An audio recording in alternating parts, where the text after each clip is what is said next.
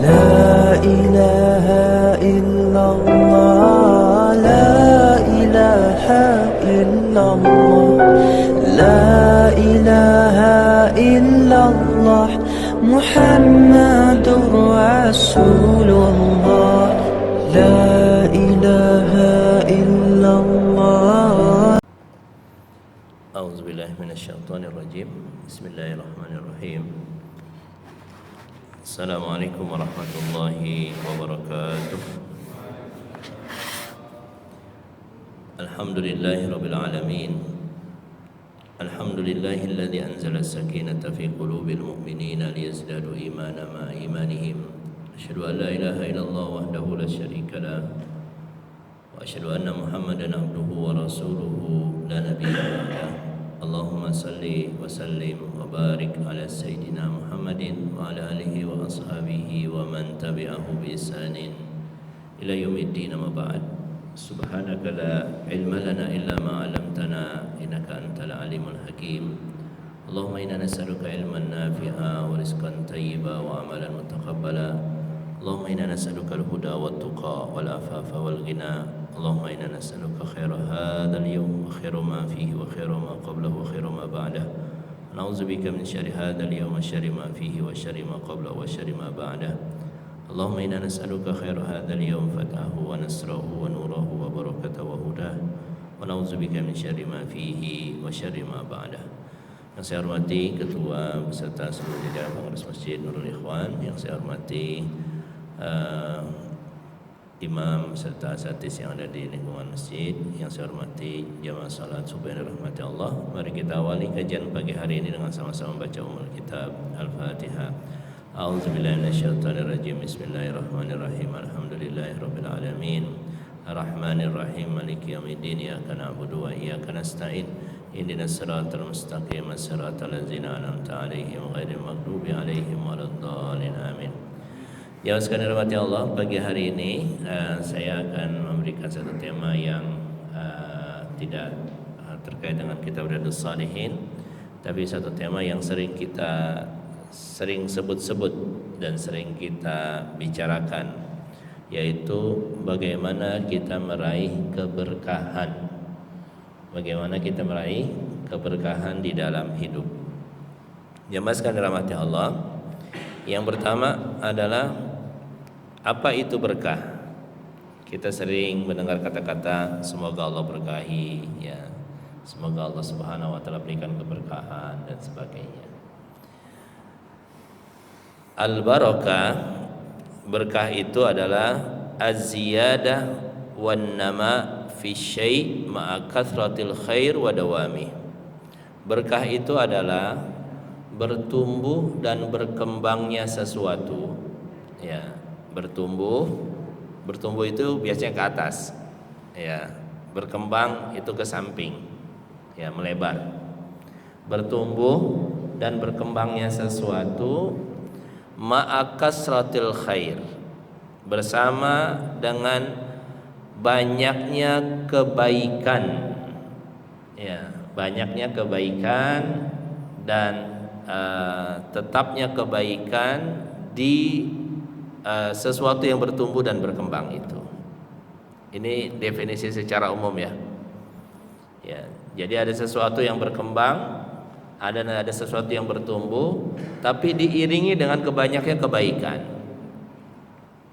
Di ungkapan yang lain adalah subutul khair al-ilahi fi syai', yaitu eksisnya kebaikan-kebaikan yang Allah Subhanahu wa taala berikan pada sesuatu. Ya, artinya Allah ketika menciptakan sesuatu itu, di situ banyak kebaikan, di situ banyak manfaat yang bisa didapatkan oleh manusia. Contoh nih, keberkahan di dalam harta, yaitu bertambahnya harta tersebut, ya, dan berkembangnya harta tersebut yang diiringi dengan banyaknya kebaikan. Keberkahan di makanan, yaitu tersedianya makanan tersebut dengan makanan-makanan yang baik dan menyehatkan. Keberkahan di keluarga adalah harmonisnya hubungan antara anggota keluarga tersebut dan saling memahami.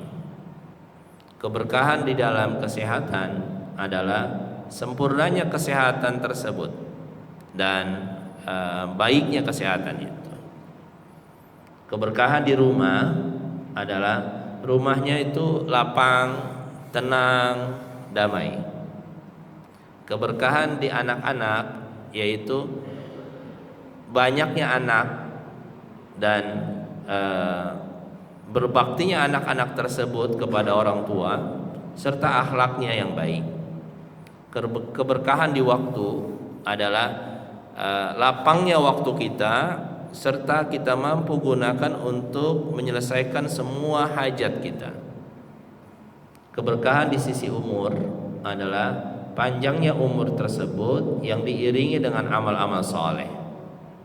Keberkahan di ilmu yaitu ilmu yang banyak diketahui, kuatnya ingatan dan baiknya pemahaman serta kesimpulan yang bisa diambil dari ilmu tersebut.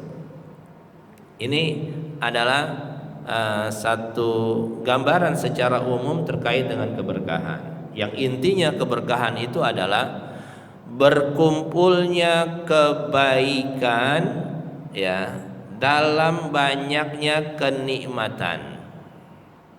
Apabila kenikmatan tersebut tapi diiringi dengan keberkahan, apabila kenikmatan tersebut sedikit tapi di situ ada keberkahan, maka kenikmatan tersebut akan terasa banyak. Apabila kenikmatan tersebut banyak diiringi dengan keberkahan, maka kenikmatan tersebut akan terasa manfaatnya, baik yang memilikinya maupun bukan yang memilikinya.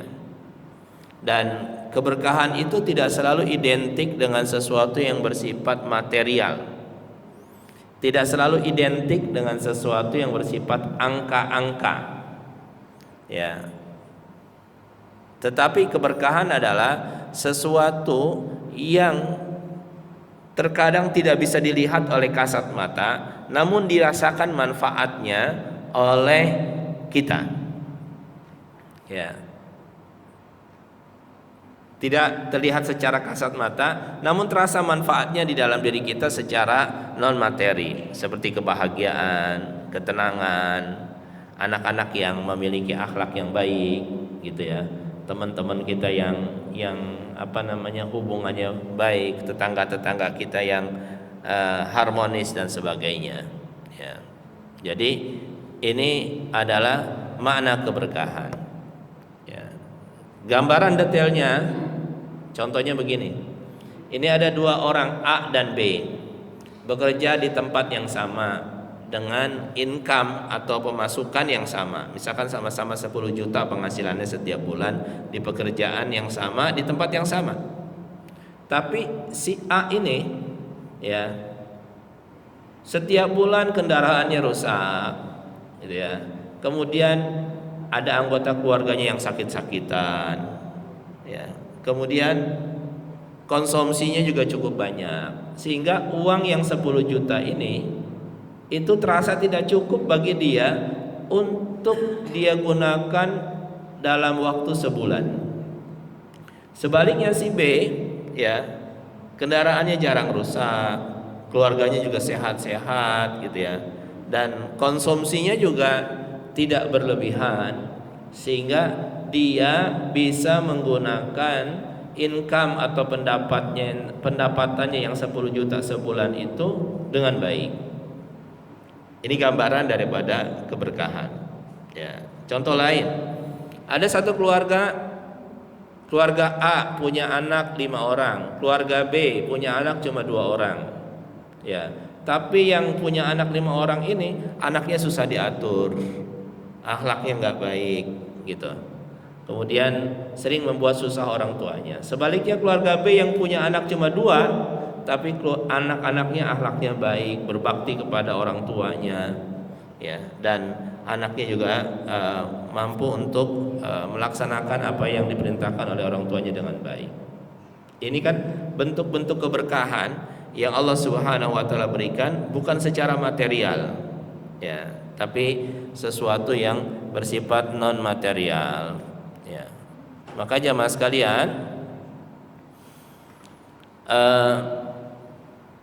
Allah Subhanahu wa taala telah memberikan keberkahan kepada sebagian makhluk dan hamba-hambanya.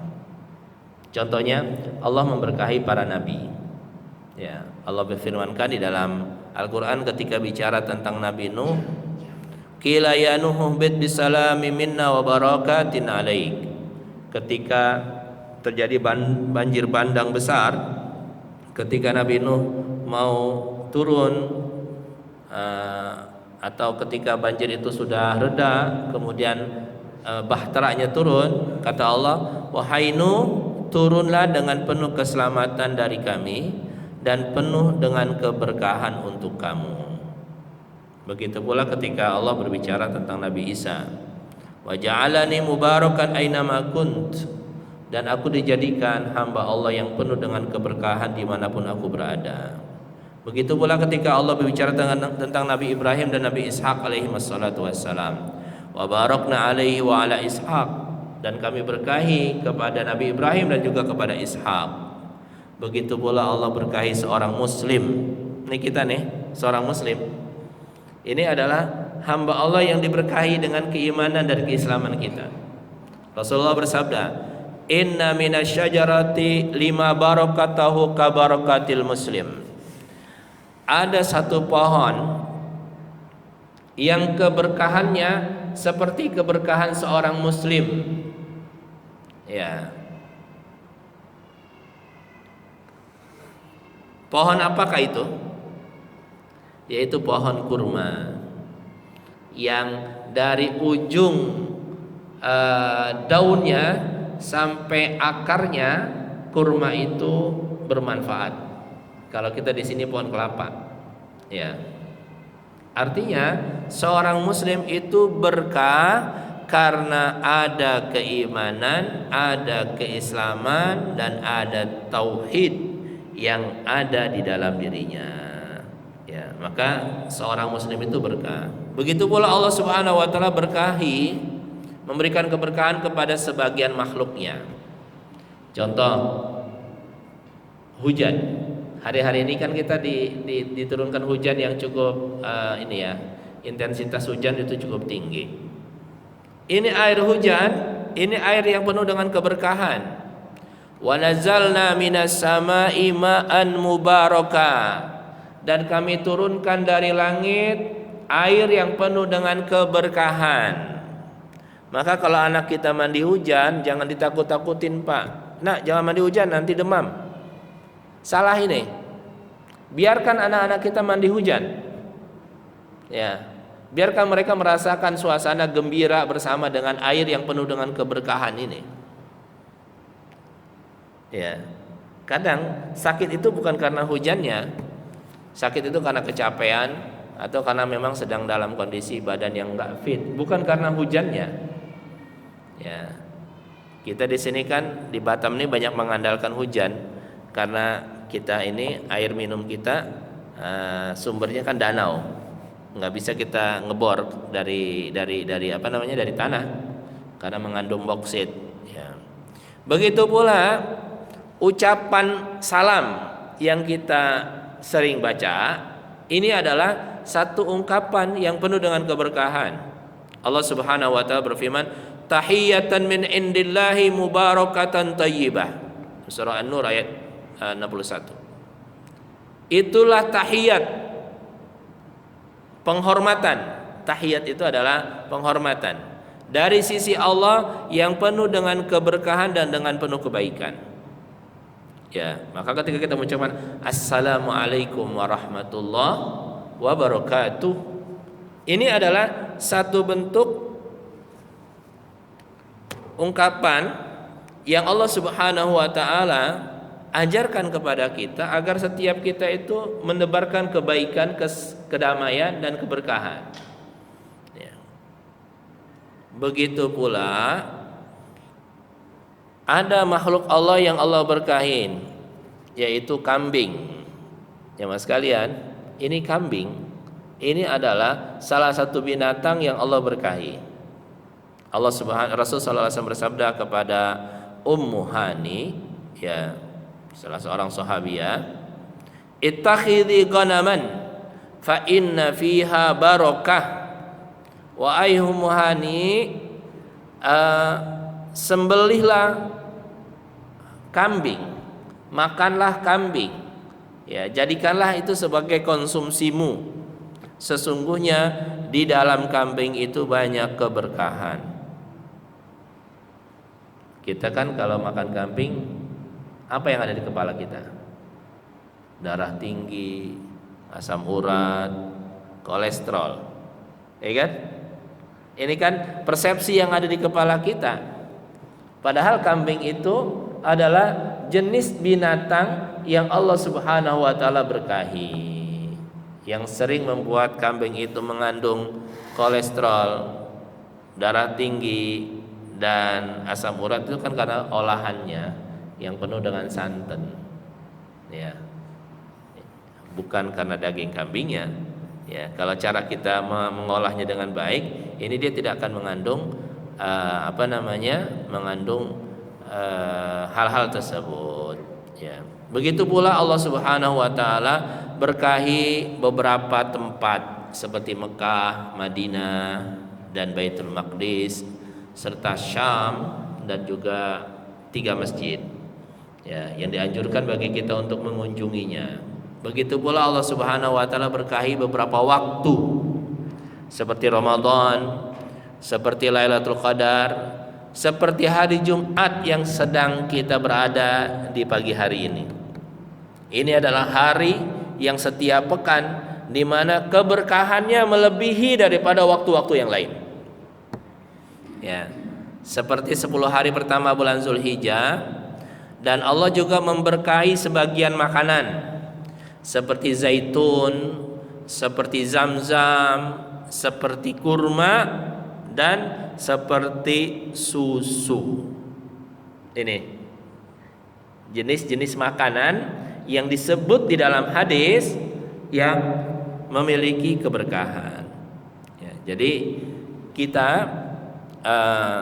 ketika mengetahui hal-hal yang seperti ini, seperti waktu, tempat, makanan, ya, kemudian beberapa makhluk Allah yang Allah berkahi, maka cara kita menyikapinya ketika kita berkesempatan untuk berada di dalamnya atau untuk mengkonsumsinya, maka yang ada di kepala kita dan yang ada di keyakinan kita, kita harus, persepsi kita itu harus persepsi yang benar, bukan persepsi yang salah.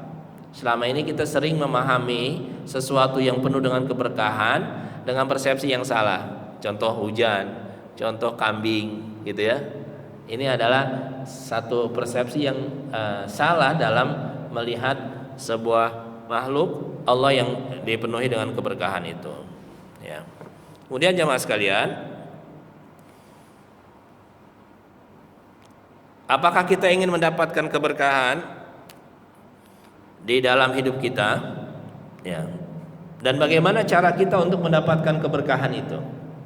Ya, di sana ada beberapa amalan yang bisa kita lakukan agar kita meraih keberkahan dari Allah Subhanahu wa taala. Yang pertama adalah al-iman dan taqwa. Ya, al-iman dan taqwa. Ini sudah sering kita dengar, ya. Saya cuma ingin mengingatkan diri saya dan kita semua bahwa yang pertama yang akan menghadirkan keberkahan di dalam diri kita, dan inilah yang menjadikan kenapa seorang mukmin itu hidupnya berkah, adalah keimanannya dan ketakwaannya. Allah Subhanahu wa taala berfirman dalam surah Al-A'raf di ayat yang 96, "Walau anna ahlal qura amanu wattaqau la fatahna alaihim barakatin minas sama'i wal ard." Seandainya penduduk negeri tersebut beriman dan bertakwa, maka kami akan bukakan untuk mereka keberkahan dari langit dan keberkahan dari bumi. Ini janji. Ini adalah satu statement dari Allah, satu firman dari Allah Subhanahu wa taala yang jelas, tidak ada kalimat yang tersembunyi di sini. Setiap kita bisa memahaminya dengan apa adanya. Seandainya penduduk negeri tersebut beriman dan bertakwa, ini adalah kalimat yang merupakan sunnah rabbaniyah, ya, hukum objektif yang tidak akan berubah di setiap zaman dan di setiap tempat, yang mana ini merupakan ibadah hati kita. Syarat daripada pemeliharaan Allah kepada seorang manusia adalah syarat daripada pemeliharaan Allah dalam bentuk keberkahan yang Allah Subhanahu wa taala berikan kepada manusia itu adalah hati yang benar. Dan hati yang benar ini tidak akan terjadi kecuali ketika keimanan dan ketakwaan telah bersemayam di dalamnya. Ya. Kalau keimanan dan ketakwaan telah bersemayam di dalam hati kita, maka hati ini akan mendapatkan suplai sebagaimana jasad kita membutuhkan darah. Ini kan tubuh kita nih jamaah sekalian, ini tubuh kita perlu darah, sangat butuh kepada darah. Maka ketika ada orang yang kekurangan darah, dia harus disuplai dengan donor darah, ya kan?